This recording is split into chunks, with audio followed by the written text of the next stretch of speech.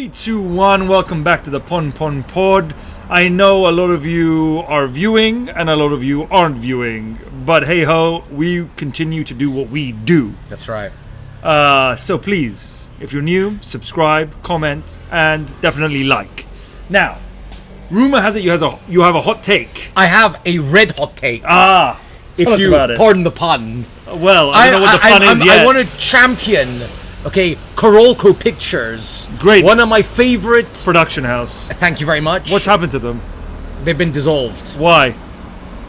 Bad Bets, which culminated with the production of Cutthroat Island, starring Matthew Modine and Gina Davis. Right. Directed by Rennie Harlan, who was married to Gina Davis at that time. Very good. Right. Founded by Mario Casar and Andrew Vanya. Helmers of great films like Rambo. Right. Basic Instinct. Yes. Extreme Prejudice. I remember one of my the personal logo. favorites. I'll bring it up. Yeah, exactly. Right. But now you know. All right. So my red hot take is that Arnold Schwarzenegger's best ever film, Terminator 2, is in fact Red Heat. What? Exactly. That is a hot take. That's a hot take. A red hot It's take. a red hot take, right? All right, very good. Now, this film... Now, first of all, what do you know about this film? Well, I know that it is set in Chicago. Correct. And I know it stars Jim Belushi. Correct. Brother of John Belushi. Indeed. If I may have a red hot take, funnier than John Belushi. Listen, man, you were in agreement on this. If you watch Taking Care of Business, yes, otherwise known as Filofax, I think it was called here. Amazing film. Which is an amazing film, yes. Right? And Jim Belushi, incidentally, was one of those actors who I think was... Hollywood didn't know what to do with him. Absolutely. Because he was kind of like... He was constrained by the fame of his own brother. Number one, and also I think they never knew whether he should be kind of like a tough guy or a comedian. Yes. And he was a kind of hybrid of the two, but right. He didn't excel no. in either vein. Yes. Right. What were some of his other films? Well, he was in Canine. Canine is a great one. Right. By the way, throughout all of those films, great mullet. Amazing mullet. Especially in Filofax. The receding mullet. Yeah, especially in Filofax. It's true. It's super long. Actually, he ponytailed the mullet in Filofax. Yes. Right? Yes. And anyway, also Curly Sue. Yes. Oh, great film. Amazing. No, that's where it's very long mullet. Yes. That's where it's Absolutely. very long. Absolutely. Yes. Anyway, Jim Belushi, we love you. Is he still alive? He is. We love you. He is. Anyway, so it stars Jim Belushi and Arnie, as you said. Correct. And it's sort of a duck out of water. Arnie plays a Russian cop, comes to America, doesn't know the culture and the customs, and Jim Belushi, wisecracking Chicago cop, shows him the ropes. Very much like Black Rain in some ways. Thank you very much. Now, we've talked about Black Rain before. We have. This is, I think, the JV, the junior varsity version of Black Rain. It came out 1 year before. Right. It wasn't as critically acclaimed. Right. But I think it fits in very well in the buddy cop canon. More of a comedic Black Rain. It is, you know what, and this is the thing I love about it so much. It is a more comedic Black Rain. Yes. But my God, is it hard hitting with the Wait violence? a minute. Okay, so wait a minute. You're saying... I'm saying... This is Arnie's best action film. I think this is Arnie's... It certainly is most underrated, and I actually champion it as potentially his best ever film. And Are you serious? That is fight talk, considering we have Predator, T1, yes. T2, Total Recall, Running Man, and so on and so forth. Kindergarten Cop. And not to mention Fubar as well. Don't forget that. Yes. Right? And by the way, Escape Plan as well. Amazing. And The Expendables 3. No, but seriously, wait a minute. You're saying Red Heat is better than all of those. I would like to make the case. Make that case. I will make that case. Make that case. Okay, now first of all, the film was a modest box office success. When did it come out? What's the tail of the tape? 88. All right, made around $35-40 million. Okay, which was kind of a modest take for an Arnie picture. And I think the problem is... Which number film was this in his, Pantheon of films? If we're saying Conan was number one... You mean in sequential order? Yeah. I think this is probably his 7th film. Okay. So it came after the 3 Conan films. Yes. Raw Deal. Right. Commando. Right. Predator. Okay. And it comes in after that. Oh, so it comes after Predator. But if Predator is his big break... I think Predator was his first legitimate box office breakout role. Yes. So it's after that. So people are anticipating Arnie's next big film. Yeah, Arnie as his star is rising. Arnie can legitimately open a picture now on his own. Okay, fine. Right? And But I think the problem is this film, as I said, was bookended by Predator on one side. It came out the same year as Twins, which was a monster hit. Oh, wow. $200 million at the so box you got office. into the comedy quite early. Yeah, I mean, in '88 he started in Twins, and then obviously on the other side of that you have Kindergarten Cop and Total Recall, which came out in '90, right? So Red Heat is forgotten. Yes. In and amongst. Yes. These very iconic films. Oh, by the way, Running Man as well came out the year before. Yeah. Right? So you have a lot of films in that canon, and by the way, many of which have since been either spawned a sequel or been actually remade. Hey, Christmas Tree.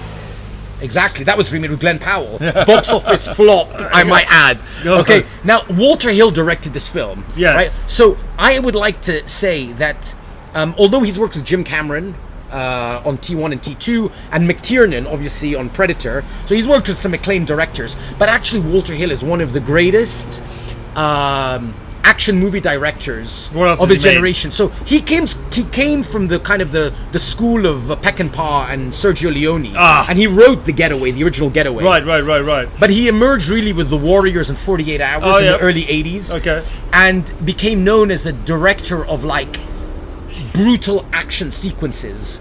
Right, and 48 Hours is a masterpiece of a film, and then made some other films that didn't quite hit, like Southern Comfort and Extreme Prejudice. By the way, Extreme Prejudice, I would like to recommend people who haven't seen it, watch it. Nick Nolte in badass form there, right, against a great cast, including Powers Booth and Michael Ironside. Anyway, so, but in this, the pairing of Walter Hill, okay, and doing a buddy cop film, mismatched pair, right?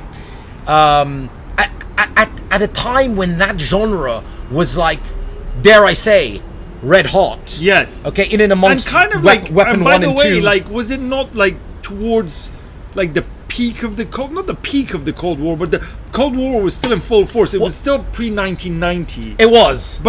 But communism was starting to disintegrate. It was starting to disintegrate. I mean, this is the time of glasnost and perestroika. Yes, exactly. And the cooling of tensions between these warring factions. Yes, but still at odds. Yeah, still at odds.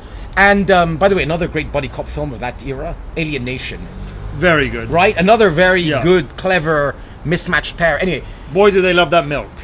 It's true. And the Jabruka. You remember what the Jabruka does? Drug. Yes. Yeah. It turns them cuckoo. Yeah. Okay. But it has no effect on human beings. No.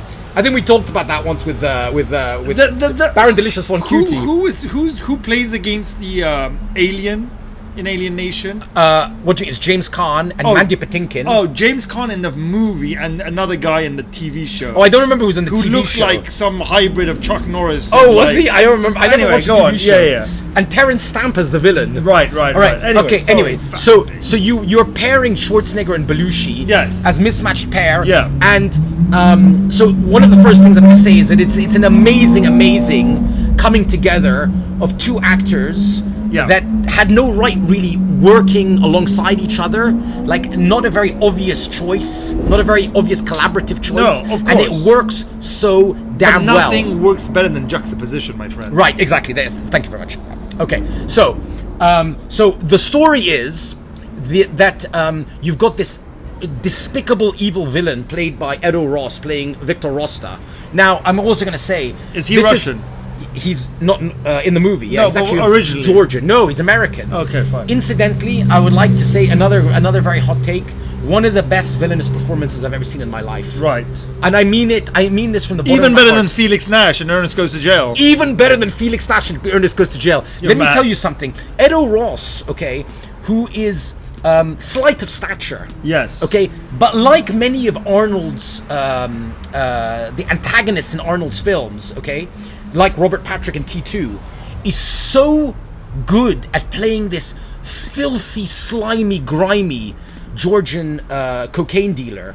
Okay, it's for me, it's actually a transcendent. He's quite stocky, isn't he? Edo Ross, Yeah. no, Okay, no, sorry. and he's so despicable, Right? And I think that heightens the tension in the film, right? I actually love the fact that they're not pitting him against some kind of like heavyweight, right? Steroided up kind of nemesis, like a Dolph Lundgren, right? You know, right. What's it called? Yeah. Type, yeah. right? But you have these two. You have Schwarzenegger and Belushi, who, with Schwarzenegger being kind of seconded to Chicago to follow the trail, Victor Rosta's trail, who's now brokering a deal with the Cleanheads, a group of kind of Black Panther style drug dealers based in Chicago, right? Extremely nefarious and very scary themselves, right? The entire film takes place over a 48-hour period. Yeah. The way that Chicago, by the way, that Walter Hill shoots Chicago. Yeah. Like we've talked about, like how Michael Mann shoots. I mean, like from what I remember, it's all like dark and smoky. It's smoky and dark.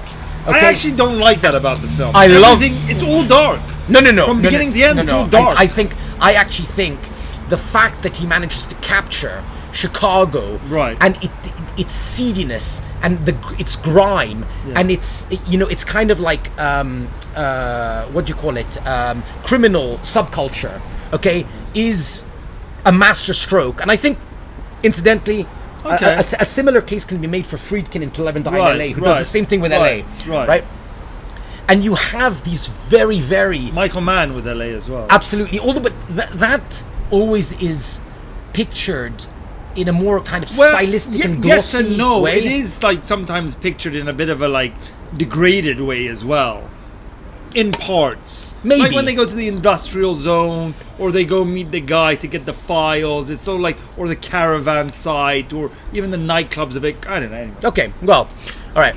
So, like I said, it's a great snapshot, as I said. That number one, yes. Right? Number two, okay, the pairing of Schwarzenegger and Belushi. All right, okay.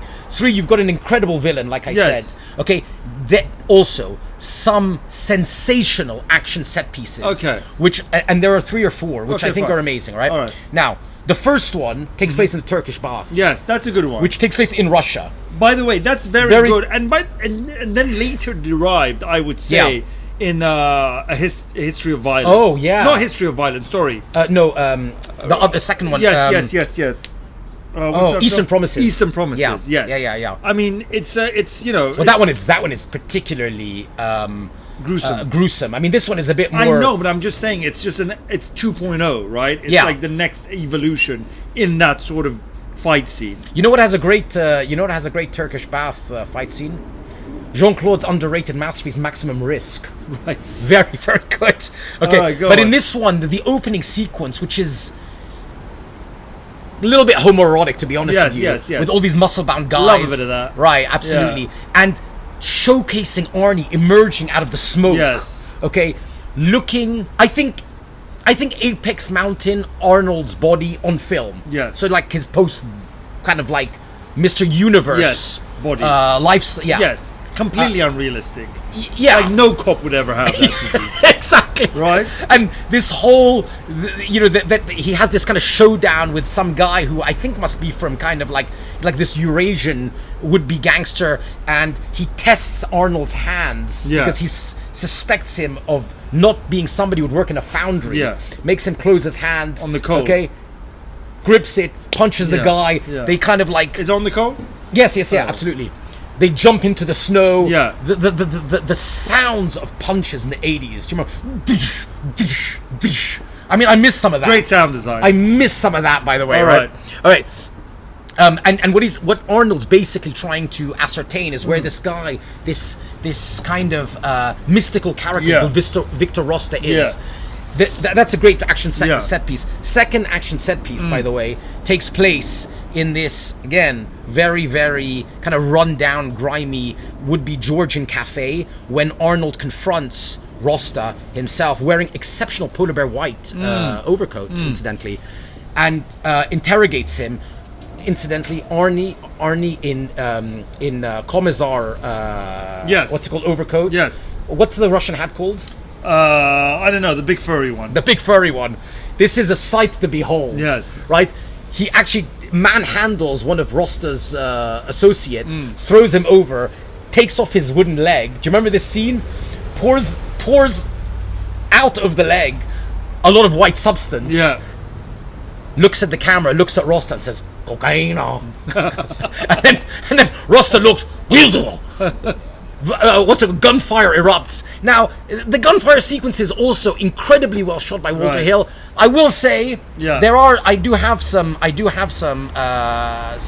Reservations. No, yeah, I like nitpicks. Okay. About the fact that these gun cartridges carry something like 50 rounds of ammunition. Okay, when they should only carry about 15 Yes. in his Desert Eagle, which Yes. is the original Yes. Soviet firearm, Yeah. which he later trades in for the Magnum 44. Right. When Belushi gives him the gun because he's been, you know, Yeah. his firearm has been suspended by the Chicago Police Department, and then he's like, "Give me a gun," and reluctantly Belushi gives him the Magnum 44, and he's like. And Arnie's comparing the Soviet model with the American model, and Belushi says to him, "You know, the 44 is the Big Mac Daddy on the block. Why do you think Dirty Harry uses it?" And he looks at him and he's like, "Who is Dirty Harry?" I think this is a kind of they're trying to kind of jokingly compare Eastwood's kind of action halo of yesteryear against Arnie with the 44. I think that's a great shot and it's very good. Very stylistically done, right? good. Okay, but that shootout in the Georgian cafe between the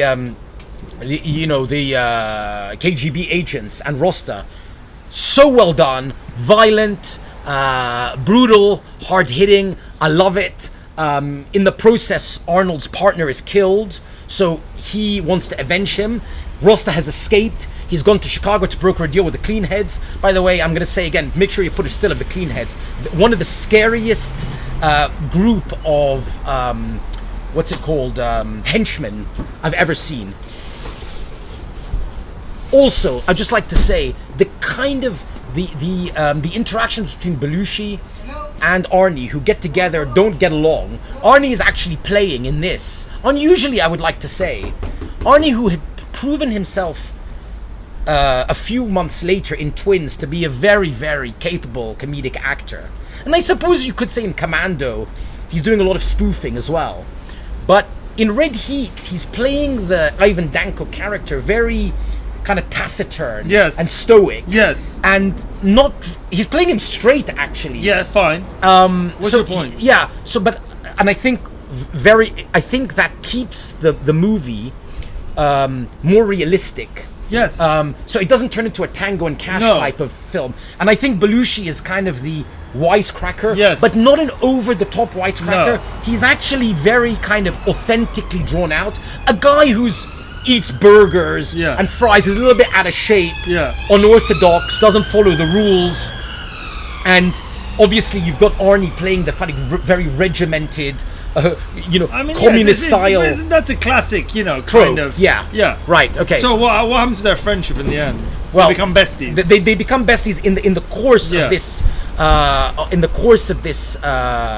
What's it called? Saga. In this saga story. Yeah. Also, let me say something else. Right? Is that there's I want to say the hotel shootout scene. Yeah. Which is the third critical scene in this, when Arnold's in this filthy, despicable motel.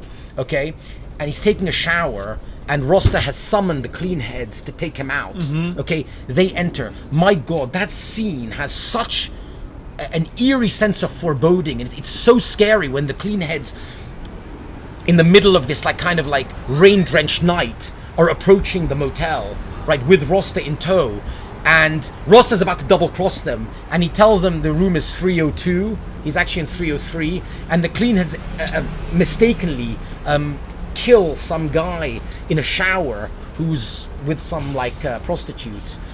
And then from that, Arnie's alerted, and a gunfight erupts between Arnie's 6-shooter Magnum at that point, which, by the way, suddenly has 25 bullets. I've counted. It has 32, by the way, without having to reload. Yeah. And Arnie comes out of the shower, by the way, with his hair spiked up, and the perfectly, I mean, even not perfectly, but absurdly cut white T-shirt. I think the sleeve comes up to the front delt, right? And he comes out and he's actually barefoot. Yeah. And chaos has erupted, and all the Cleans are trying to surround him, and one by one he picks them off. It's just such an amazing, brutal scene, violent, cool, and it's such a great showcase of Arnie's true movie stardom. Listen. Right. I think you've convinced me. Wow. That this film needs a second viewing by me. Okay. Because I can't quite remember it, and I'm sure our audience will agree.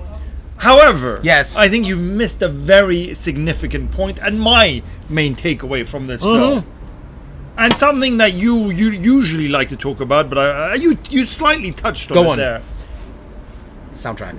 Yeah. Wrong. Okay. Try again.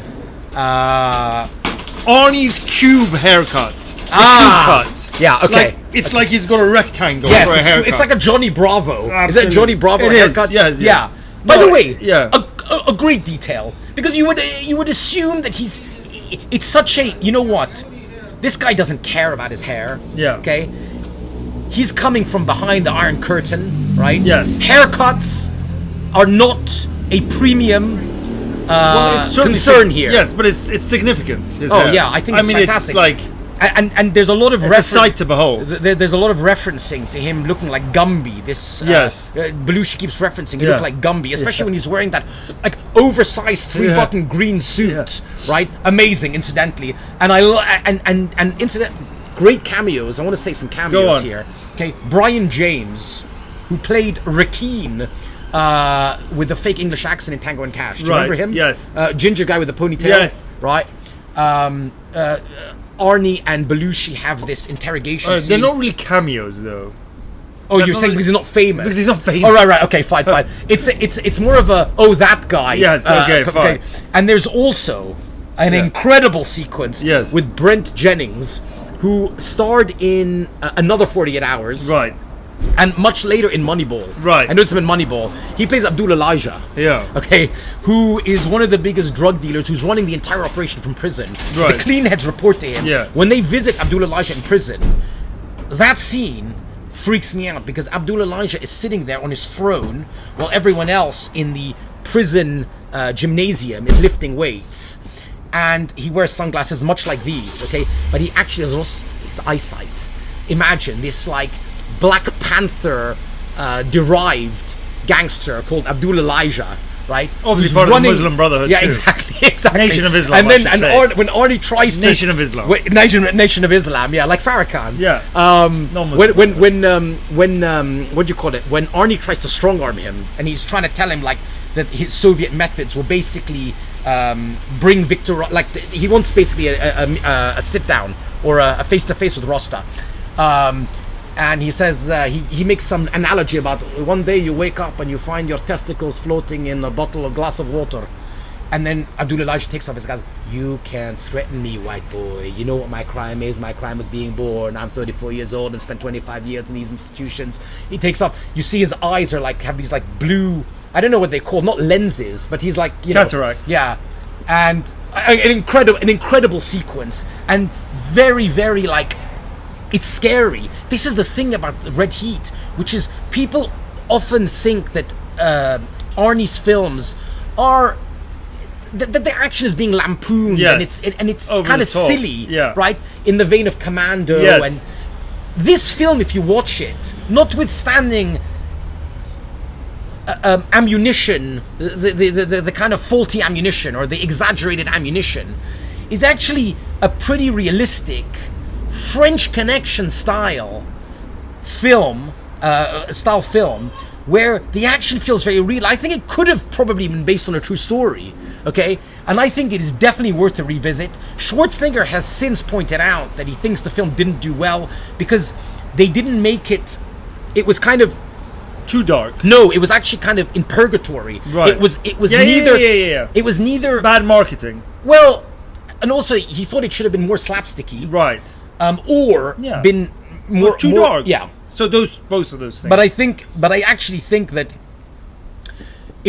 I think the reappraisal of it has seen it gain a somewhat of a cult status. I also want to say one other thing, which is the score which is a score that has been recycled by James Horner in lots of films. You'll know it, steel drum heavy, Yes. from Commando and 48 Hours, and is used here. I think you almost took out the parts from those soundtracks that didn't work and rearranged them.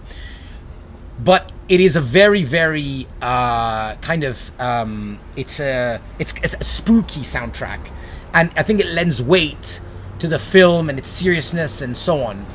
And I consider it actually to be amongst Arnold's. I think I actually said think it. I think Don't it's go his back best on your- film. don't go back on your take I'm gonna now. say it again. All right. I was saying I think this is Arnold Schwarzenegger's All right. best film.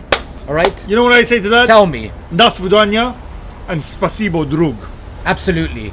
Well done. Thank you very much. Sold. I am sold. I don't know about you guys. Let us know if you're sold on his hot take of Red Heat. Absolutely.